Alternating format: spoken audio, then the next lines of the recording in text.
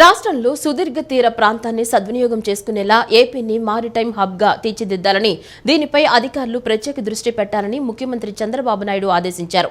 1053 కిలోమీటర్ల పొడవైన తీర ప్రాంతాన్ని ప్రభావితం చేస్తూ ప్రపంచ స్థాయి సముద్ర తీర రాష్ట్రంగా మారిటైమ్ పాలసీని రూపొందించాలన్నారు.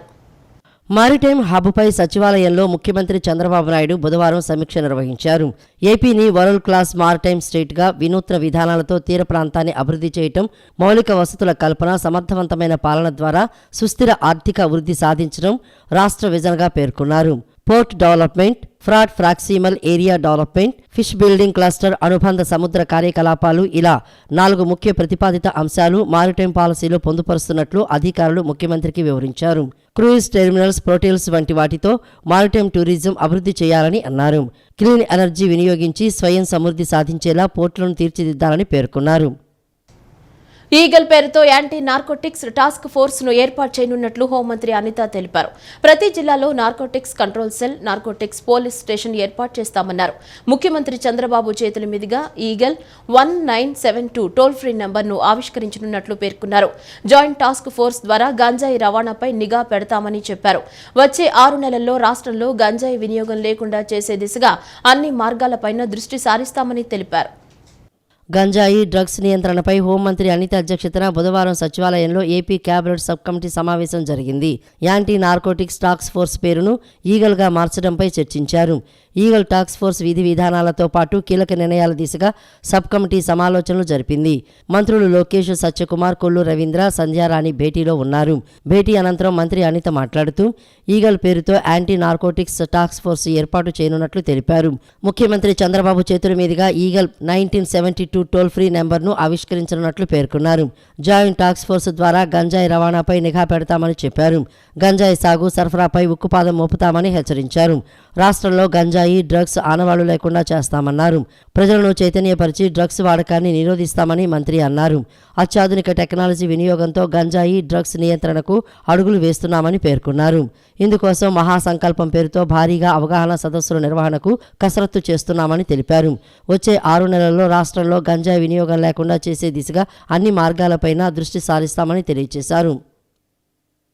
ప్రభుత్వ వైద్య కళాశాలల్లో ఖాళీ పోస్టుల భర్తీ ప్రక్రియను వేగవంతం చేయాలని వైద్య ఆరోగ్య శాఖ మంత్రి సత్యకుమార్ యాదవ్ ఉన్నతాధికారుల్ని ఆదేశించారు.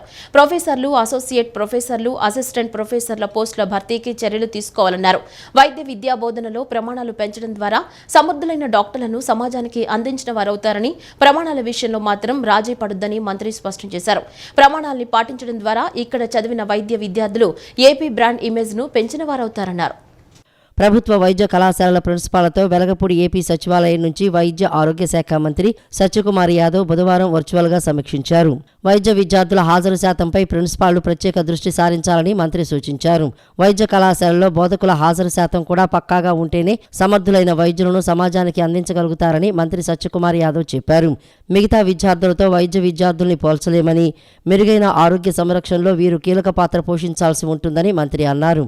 మన రాష్ట్రంలో వైద్య విద్యా ప్రమాణాలు ఏ మేరకు ఉన్నాయో అంచనా వేసుకోవడం ద్వారా మనం ఏ స్థాయిలో ఉన్నామనే విషయం అవగతమవుతుందని అన్నారు.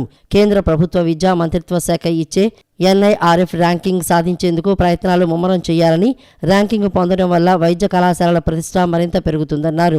ర్యాంకింగ్ పట్ల వైద్య కళాశాలల ప్రిన్సిపాల్లు దృష్టి పెట్టకపోవడం ఆశ్చర్యాన్ని కలిగిస్తోందని మంత్రి ఆవేదన వెలుబుచ్చారు. NABH అక్రిడిటేషన్ పొందేందుకు కూడా కృషి చేయాలని అన్నారు. అంతర్జాతీయ జర్నల్స్కు పరిశోధన సంబంధిత వ్యాసాలను పంపించాలని, పరిశోధన విభాగాన్ని బలోపేతం చేసేందుకు చర్యలు తీసుకోవాలని ప్రిన్సిపాల్లకు మంత్రి సూచించారు. రైతులు పండించే ప్రతి గింజ కొంటామని మంత్రి నాదెండ్ల మనోహర్ స్పష్టం చేశారు. తొందరపడి ధాన్యాన్ని దళారులకు విక్రయించి మోసపోవద్దని సూచించారు. ధాన్యం కొనుగోలు అవగానే 24 గంటల్లోపు రైతుల ఖాతాల్లో డబ్బులు జమయ్యే విధంగా ఏర్పాటు చేసే సంస్కరణలు తీసుకొచ్చామని మంత్రి తెలిపారు.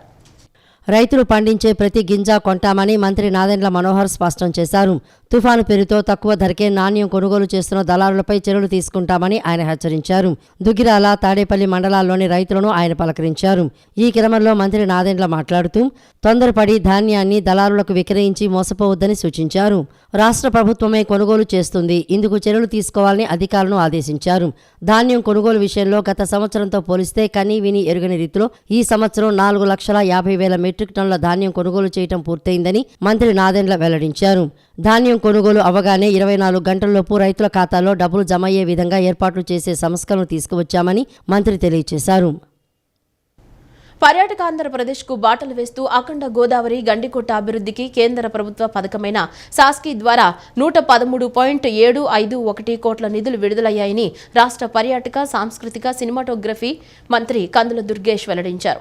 నిధుల విడుదలకు సహకరించిన ప్రధానమంత్రి నరేంద్ర మోదీ, కేంద్ర పర్యాటక శాఖ మంత్రి గజేంద్ర సింగ్ షెకావత్, రాష్ట్ర ముఖ్యమంత్రి చంద్రబాబు నాయుడు, ఉప ముఖ్యమంత్రి పవన్ కళ్యాణ్ కు మంత్రి కందుల దుర్గేష్ ప్రత్యేకంగా ధన్యవాదాలు తెలిపారు.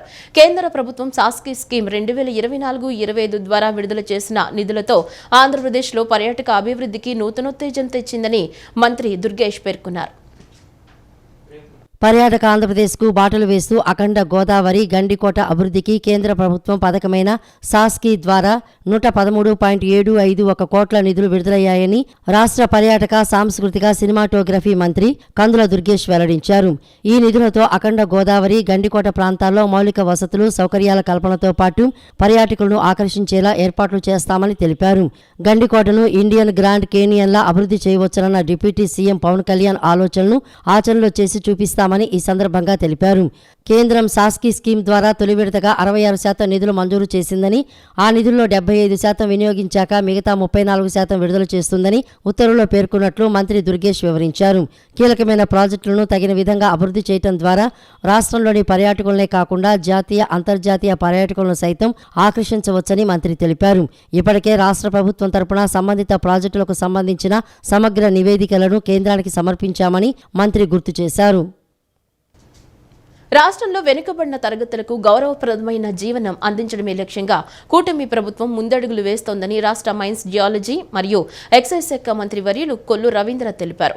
2024-25 ఏడాదికి గాను రాష్ట్ర బడ్జెట్లో బీసీ సంక్షేమానికి కూటమి ప్రభుత్వం 39,007 కోట్లు కేటాయించడం జరిగిందన్నారు.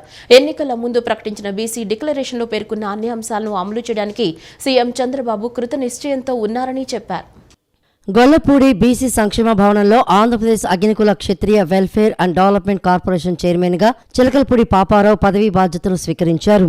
ఈ కార్యక్రమంలో మంత్రివర్యులు కొల్లు రవీంద్ర, ప్రభుత్వ విప్, శాసనసభ్యులు బొమ్మిడి నాయకర్, మాజీ రాజ్యసభ సభ్యులు మోపిదేవి వెంకటరమణ ముఖ్య అతిథులుగా పాల్గొన్నారు.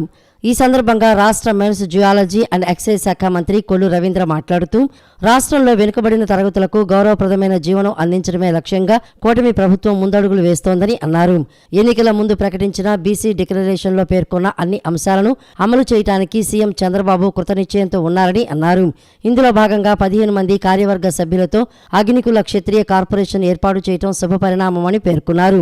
తొలి నుంచి అగ్నికుల క్షత్రియులకు చంద్రబాబు, పవన్ కళ్యాణ్ వెన్నుదన్నుగా నిలుస్తున్నారని అన్నారు. 2014-19 ప్రభుత్వ కాలంలోనే కార్పొరేషన్ల ఏర్పాటుకు చర్యలు తీసుకోవడం జరిగిందని, వాటికి నిధులు కూడా కేటాయించడం జరిగిందని గుర్తు చేశారు. అయితే 2019లో ప్రభుత్వం మారడంతో కార్పొరేషన్లను నిర్వీర్యం చేయడమే కాక ₹1 నిధులు కూడా వాటికి కేటాయించలేదని తెలియజేశారు. బీసీ నేతగా ఉన్న తనని గత ప్రభుత్వం చేయని తప్పుకు అక్రమ కేసులో ఇరికించి 54 రోజుల పాటు జైల్లో పెట్టి బాధ పెట్టిందని ఆవేదన వ్యక్తం చేశారు. కానీ కూటమి ప్రభుత్వంలో బీసీలకు మంచి రోజులు వచ్చాయని పేర్కొన్నారు. ఆ కుటుంబానికి నేను నన్ను ఇలాంటి కేసులో పెట్టారు, ఒక మర్డర్ కేసులో పెట్టారు, సంబంధం కేసులో పెట్టని చెప్పి నిజంగా 54 రోజులు ఒక గంట కూడా పడుకున్నారు పరిస్థితి లేదు. ఒక గంట కూడా పడుకోలేదు. బాధ ఏంటి మన అందరూ పెట్టింది కదా ఉన్నారు, నన్ను ఈ కేసులో పెట్టి జైల్లో పెట్టారని చెప్పి ఆ బాధ. కానీ మళ్ళీ గుర్తించి నిలబెట్టిన వ్యక్తి నారా చంద్రబాబు ఇప్పటికీ చెప్తాను, నాకు జన్మనిచ్చింది నా తల్లిదండ్రులు అయితే నాకు పునర్జన్మ ఇచ్చింది నారా చంద్రబాబు నాయుడు గారు. మన మీద మన వర్గాల మీద ఆయనకున్నటువంటి విశ్వాసం, నమ్మకం. ఆనాడు మామయ్య గారు ఫస్ట్ టైం ఎమ్మెల్యేగా గెలిచారు 99లో. 89లో పోటీ చేసి ఓడిపోయినా మళ్ళీ పిలిచి 94లో ఆ రోజు ఉన్నటువంటి పరిస్థితుల్లో ఇవ్వలేకపోయినా 99లో ఫస్ట్ టైం ఎమ్మెల్యేగా గెలిచిన ఇంటి దగ్గర కూర్చుంటే పిలిచి మంత్రి భావించినటువంటి ఫస్ట్ రోజే మా డిప్యూటీ సీఎం గారితో కూడా మాట్లాడడం జరిగింది. మీరు రాష్ట్రం మొత్తం ప్రయాణం చేయండి, అన్ని జిల్లాలు తిరగండి, అగ్నిక్షత్రులకి ఏ విధమైన ఇబ్బందులు పడతా ఉన్నారో మొత్తం నోట్ చేసుకుని నా దగ్గరికి వస్తే మరి మనం సీఎం గారితో కూడా మాట్లాడి ఆ విధమైన మన ప్రయత్నం మనం చేద్దామని చెప్పి ఆయన క్లియర్గా చెప్పడం జరిగింది. ఎందుకంటే అగ్నికుల క్షత్రియులు సముద్ర ఒడ్డు నుండి వేట చేసుకుంటూ మరి అనేక విధాలుగా ఇబ్బందులు పడతా ఉన్నారు. వాళ్ళకి గవర్నమెంట్ నుంచి కొంత కోఆపరేట్ చేయాల్సిన అవసరం ఎంతైనా ఉంది. అలాగే యువతలో కూడా ఉద్యోగాలు లేక అనేక ఇబ్బందులు పడతా ఉన్నారు. ఈ విధ కల్పన కృషి నా వంతు నేను మరి కృషి చేస్తానని చెప్పి రాష్ట్ర వ్యాప్తంగా పర్యటించి ఎక్కడెక్కడ ఏ సమస్యలు ఉన్నాయో అన్నీ నోట్ చేసుకుని మరి సీఎం గారి దృష్టికి కానీ డిప్యూటీ సీఎం గారి దృష్టికి కానీ తీసుకెళ్ళి మరి అగ్నికుల క్షత్రియుల అభివృద్ధికి తోడ్పాటు అందిస్తానని చెప్పి సందర్భంగా తెలియజేసుకుంటా ఉన్నాం. అమరావతి రైల్వే లైన్ వెళ్లే పలు గ్రామాల రైతులు స్థానిక ఎమ్మెల్యేలతో మంత్రి నారాయణ సమావేశమయ్యారు. రైల్వే లైన్ కోసం భూసేకరణ కింద కాకుండా ల్యాండ్ పూలింగ్ ద్వారా భూములు తీసుకోవాలని రైతులు కోరినట్లు తెలుస్తోంది. రాజధానిని ఆనుకుని ఉన్న గ్రామాలు కావడంతో తమకు పూలింగ్ అవకాశం ఇవ్వాలని రైతులు కోరారు. అయితే సీఎంతో చర్చించి నిర్ణయం తీసుకుంటామని మంత్రి నారాయణ తెలిపారు. రైతులకు న్యాయం జరిగేలా చూస్తామని హామీ ఇచ్చారు. పెదకూరపాడు, తాడికొండ ఎమ్మెల్యేలు భాష్యం ప్రవీణ్, శ్రావణ్ కుమార్, కర్లపూడి, పెదపరిమి, తాడికొండ, నిడుముక్కల గ్రామాల రైతులు సమావేశానికి హాజరయ్యారు. ఆదానీ కేసులో జగన్ తప్పు చేయలేదని, ముడుపులు తీసుకోలేదని తన పిల్లల మీద ప్రమాణం చేయగలడా అని AP PCC chief YS Sharmila సంచలన వ్యాఖ్యలు చేశారు. ఈ వ్యవహారంలో తనకు సంబంధం లేదని జగన్ తప్పించుకునే ప్రయత్నం చేస్తున్నాడని ఆరోపించారు. లంచాల కోసమే జగన్ ఆ ఒప్పందాలకు సంతకాలు పెట్టారని తీవ్ర ఆరోపణలు చేశారు. అదానీ ఒప్పందాలపై విచారణ జరిపించాలని పీసీసీ అధ్యక్షురాలు వైఎస్ షర్మిల గవర్నర్ను కలిసి ఫిర్యాదు చేశారు. ఈ సందర్భంగా వైఎస్ షర్మిల మాట్లాడుతూ జగన్ హయాంలో రాష్ట్రాన్ని అదానీకి ఇచ్చే ప్రయత్నం జరిగిందని అన్నారు. సోలార్ పవర్ డీల్లోనే 1750 కోట్లు జగన్కు లంచం వచ్చిందని ఇప్పుడు బయటపడిందని చెప్పారు. 9,000 కోట్ల విలువైన గన్నవరం పోర్టును అదానికి జగన్ 640 కోట్లకే అమ్మేశారని ఆరోపించారు. ఇలా చేయడం అన్యాయం కాదా అని ఆమె ప్రశ్నించారు. మరో 15 నెలల్లో గంగవరం పోర్టు ప్రభుత్వం చేతుల్లోకి వచ్చేదని, అలాంటి వీలే లేకుండా జగన్ చేశారని మండిపడ్డారు. ఇలా మిగిలిన వాటిల్లో కూడా జగన్కు ఇంకెంత లంచం వచ్చి ఉందో అని వ్యాఖ్యానించారు. మరి ఇవేవీ ఎంక్వైరీ చేయాల్సిన అవసరం లేదా అని నిలదీశారు. అవినీతి ఎంత, ఎక్కడ జరిగిందనే విషయాలు తెలుసుకోకుండానే విద్యుత్ కొనుగోలు ఒప్పందాలను ఎలా రద్దు చేస్తారు అని ప్రశ్నించారు. ఆ డీలు రద్దు చేయకపోతే ప్రజలకు అన్యాయం చేసిన వాళ్ళు కారా అని షర్మిల నిలదీశారు. ఈరోజు కాంగ్రెస్ పార్టీ తరపున మేమందరం గవర్నర్ గారిని కలిసి ఇటీవల బయటపడ్డ అదానీ గ్రీన్ గారి సోలార్ పవర్ డీల్ లో జరిగిన అవినీతి గురించి గవర్నర్ గారికి చెప్పడం జరిగింది. ఈ డీల్ వల్ల ఆంధ్ర రాష్ట్రానికి కూడా నష్టం జరుగుతుంది అని చెప్పడం జరిగింది. కాబట్టి ఈ డీల్ ని స్క్రాప్ చేయాలని అడిగాము. దీని మీద ఎంక్వైరీ జరగాలని అడగడం జరిగింది. ముఖ్యమైన విషయం ఏమిటి అంటే అదానీ గారి ఈ డీలు ఆంధ్ర రాష్ట్రంలో చేసుకున్న ఈ డీల్ వల్ల నష్టపోయేది ఆంధ్ర రాష్ట్రం. ఈ భారం పడబోయేది ఆంధ్ర రాష్ట్ర ప్రజల మీద, కానీ లాభం మాత్రం అదానీ గారికి. ఇది ఎక్కడి న్యాయం అని అడుగుతున్నాం. కేవలం అదానీ గారికి లాభం చేకూర్చడానికి చేసిన ఈ డీల్ లో ఆంధ్ర రాష్ట్ర ప్రజలను తాకట్టు పెట్టడం జరిగింది. ఇది న్యాయమేనా? అది కూడా ఈ డీలు రాబోయే 25 సంవత్సరాల వరకు ఈ డీలు వర్తిస్తుంది అంటే ఈ తరమే కాదు, వచ్చే తరానికి కూడా తాకట్టు పెట్టినట్టు దీని అర్థం కాదు. డిప్యూటీ స్పీకర్ రఘురామకృష్ణరాజును కస్టడీలో చిత్రహింసలు పెట్టిన కేసులో అప్పటి సిఐడి డీఎస్పీ విజయపాల్కు కోర్టు 14 రోజులు రిమాండ్ విధించింది. రాష్ట్ర ప్రభుత్వం తరపున ప్రాసిక్యూషన్ జాయింట్ డైరెక్టర్ వి రాజేంద్ర ప్రసాద్ వాదనలు వినిపించారు. రఘురామకృష్ణరాజును వేధించిన వ్యవహారంలో కుట్ర దాగి ఉందని, కుట్రదారులు ఎవరో తేలాలంటే పోలీస్ కస్టడీకి ఇవ్వాలని కోరారు. మాజీ ఎంపీ ప్రస్తుత డిప్యూటీ స్పీకర్ రఘురామకృష్ణరాజును కస్టడీలో చిత్రహింసలు పెట్టిన కేసులో అప్పటి సిఐడి డీఎస్పీ విజయపాల్కు కోర్టు 14 రోజులు రిమాండ్ విధించింది. పోలీసులు ఆయనను గుంటూరు జిల్లా జైలుకు తరలించారు. వైఎస్ఆర్సీపీ ప్రభుత్వానికి వ్యతిరేకంగా మాట్లాడారని రఘురామకృష్ణరాజుపై రాజద్రోహం కేసు పెట్టి అరెస్ట్ చేశారు. ఆయన్ను గుంటూరులోని సిఐడి ప్రాంతీయ కార్యాలయంలో విచారణకు తీసుకువచ్చి రాత్రి సమయంలో వేధించారు. ఈ వ్యవహారంలో రఘురామ ఫిర్యాదు చేసినా అప్పట్లో పట్టించుకోలేదు. కూటమి ప్రభుత్వం వచ్చిన తర్వాత గుంటూరులోని నగరపాలెం పోలీసులు జూలై 11న కేసు నమోదు చేశారు. ఇందులో A4గా అప్పటి విచారణ అధికారి విజయపాల్ పేరు చేర్చారు. విజయపాల్ను ఒంగోలులో అరెస్ట్ చేసి గుంటూరులోని ప్రొహిబిషన్ అండ్ ఎక్సైజ్ న్యాయస్థానంలో ప్రవేశపెట్టారు. విజయపాల్కు డిసెంబర్ 10వ తేదీ వరకు న్యాయస్థానం రిమాండ్ విధించింది. విజయపాల్ను కోర్టులో ప్రవేశపెట్టిన సందర్భంగా 11 పేజీల రిమాండ్ రిపోర్టును పోలీసులు న్యాయమూర్తి ముందు ఉంచారు. విజయవాడ బీఆర్టీఎస్ రోడ్డులో ఆధ్యాత్మికత వెల్లివిరిసింది. పవిత్ర కార్తీక మాసం కార్తీక పౌర్ణమి సందర్భంగా శివకేశవ ఆలయంలో నిర్వహించిన కార్తీక దీపోత్సవం ఘనంగా జరిగింది. అధిక సంఖ్యలో భక్తులు హాజరై దీపాలను వెలిగించి శివకేశవులకు పూజలు చేసి మొక్కులు తీర్చుకున్నారు. విజయవాడ బీఆర్టీఎస్ రోడ్లోని శివకేశవ ఆలయంలో కార్తీక పౌర్ణమి సందర్భంగా నిన్న రాత్రి దీపారాధన కార్యక్రమాన్ని వైభవంగా నిర్వహించారు. ఈ సందర్భంగా భక్తుల తాకిడితో ఆలయం కిక్కిరిసింది. మహిళా భక్తులు ఆలయ ప్రాంగణంలో అఖండ దీపారాధన కోసం క్యూ కట్టారు. వేల సంఖ్యలో దీపాలు వెలిగించడంతో ఆలయ ప్రాంగణం దేదీప్యమానంగా వెలుగులతో నిండింది. అనంతరం కార్తీక పౌర్ణమి చివరి ఘట్టంగా ఆలయంలో జ్వాలా తోరణం అత్యంత వైభవంగా నిర్వహించారు.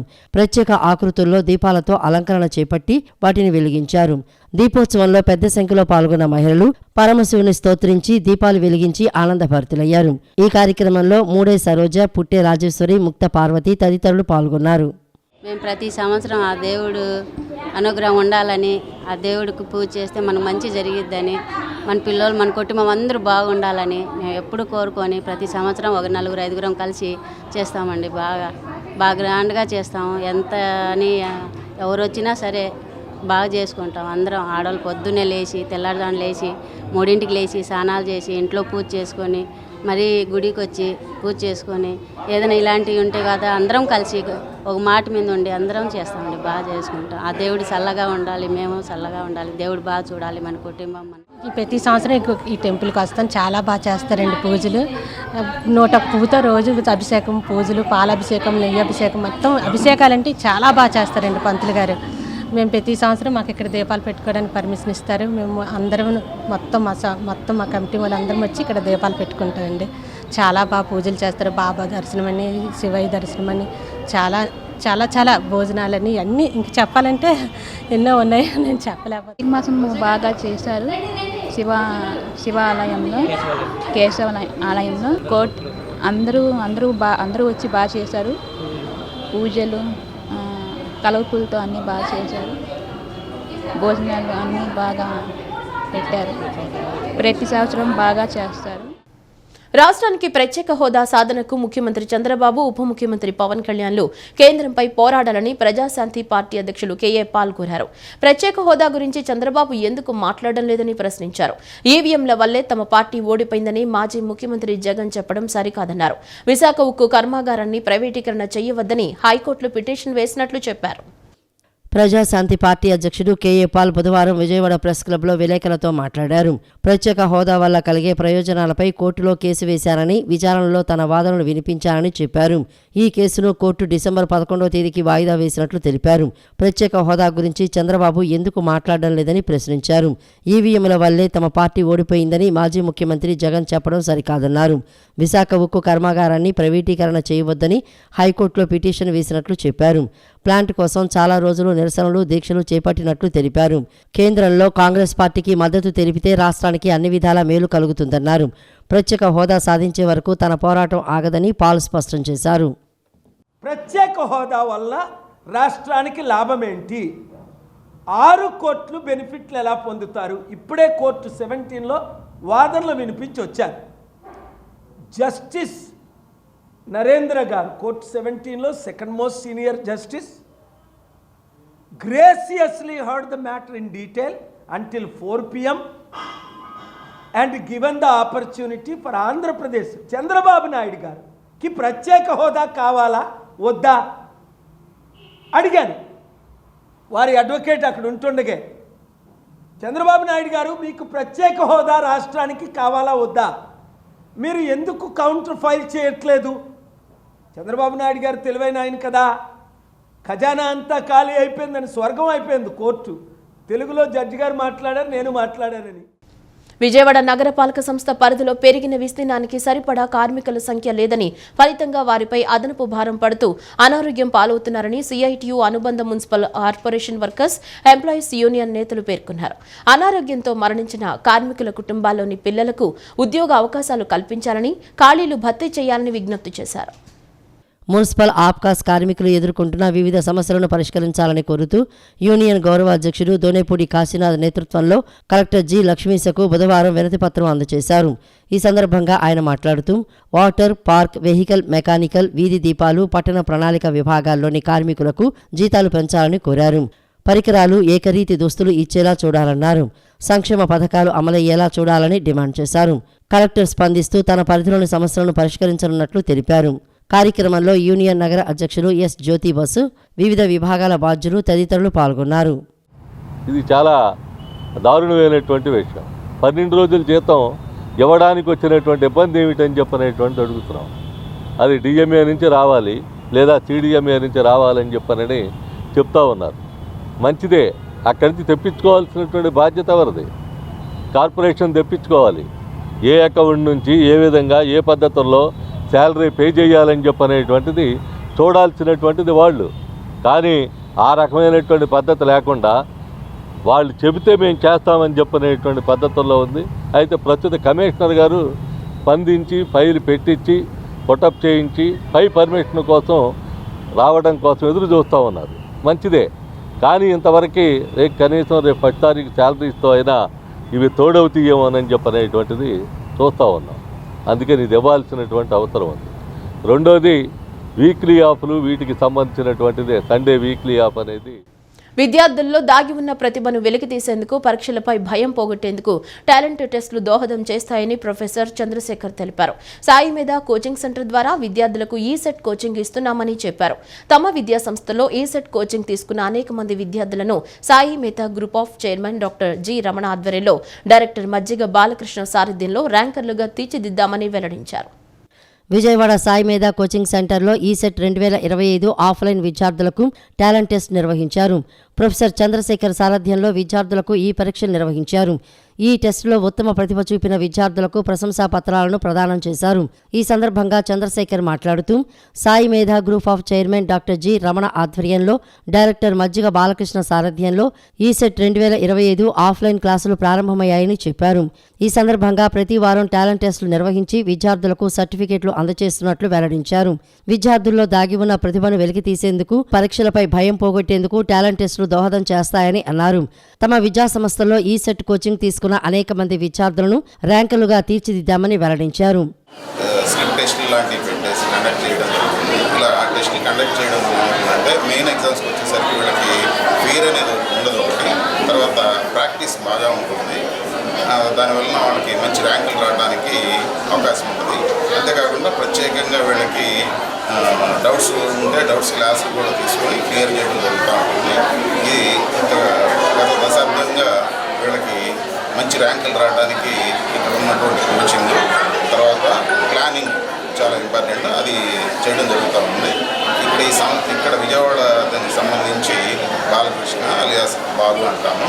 తర్వాత హైదరాబాద్లో ఉన్న రమణ గారు, వీళ్ళ యొక్క నిర్వహణలో ఈ జరుగుతూ ఉంటుంది. కాబట్టి మనకి ఇక్కడ దశాబ్దం నుంచి కూడా మనకి మంచి ర్యాంకులు రావడం జరుగుతూ ఉంది. ఇది ఇలాగ కంటిన్యూ అవుతుంది. ఇంకా ఎవరైనా ఈసెట్ రాయాలని అనుకున్నటువంటి వాళ్ళు కొంచెం ఎంక్వైరీ చేసి, స్టూడెంట్స్ ఎంక్వైరీ చేసి ఇక్కడ ఎలా దిక్కున్నారో ఏంటో తెలుసుకొని మంచిగా ఇక్కడ జాయిన్ అయితే మీకు లైఫ్ మంచిగా ఉంటుందని చెప్పండి. అనంతరం విద్యార్థులు మాట్లాడుతూ పాలిటెక్నిక్ నుండి ఇంజనీరింగ్ చదివే తమలాంటి విద్యార్థులకు సాయి మేధా కోచింగ్ సెంటర్ ఉత్తమ ఎంపిక అని అన్నారు. తమ సీనియర్ విద్యార్థులు సాయి మేధాలో కోచింగ్ తీసుకుని మంచి ర్యాంకులు సాధించారని చెప్పారు. ప్రతి వారం టెస్టులు నిర్వహిస్తున్నారని, దీని ద్వారా తమకు పరీక్షలంటే భయం తొలగడంతో పాటు తక్కువ సమయంలో ఎక్కువ ప్రాబ్లమ్స్ను ఎలా క్లియర్ చేయవచ్చో తెలుసుకున్నామని అన్నారు. బ్రాంచ్ డైరెక్టర్ మజ్జిగ బాలకృష్ణ అన్నయ్యలాగా కావలసిన సదుపాయాలు అందిస్తున్నారని తెలిపారు.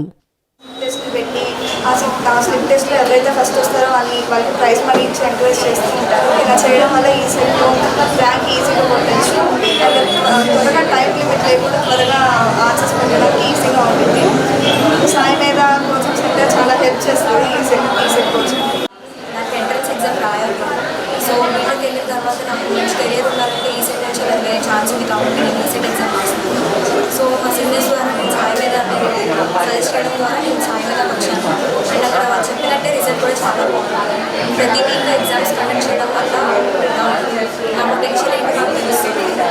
సో దీనివల్ల నాలో ఉన్న ఫ్లాస్ ఏంటి, ఏమేమి ఉన్నాయి, ఏమేమి నేను రెక్టిఫై చేసుకోవాలో కూడా తెలుస్తుంది. సో ఈరోజు ర్యాంక్ ఉండే ఛాన్సెస్ కూడా చాలా ఎక్కువ ఉంటాయి. వీటికి నాకు మంచి స్టాండర్డ్ బేసెస్ దొరుకుతుందని. ఈ వార్తలు ఇంతటితో సమాప్తం. నమస్కారం.